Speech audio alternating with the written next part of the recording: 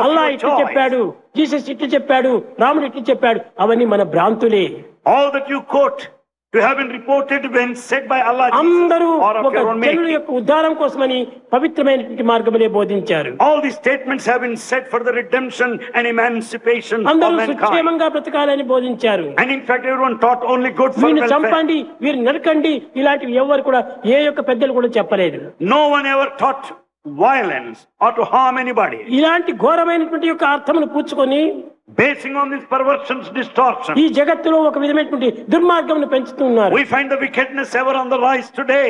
కాదు కాదు, It shouldn't A be so. మహనీయులు చెప్పినా గాని ప్రీతికరమైనటువంటి వాక్కులే చెప్తూ వచ్చారు. All noble souls taught good things. అందరినీ ప్రేమించండి అన్నారు. Love all, they said. ఎవరిని ద్వేషించమని చెప్పలేదు.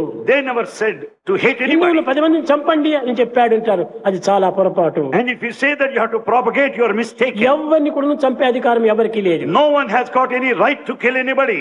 అందరి యందు ఉన్నటువంటి ఆత్మస్వరూపుడు ఒక్కడే. Because the same self is present in everyone.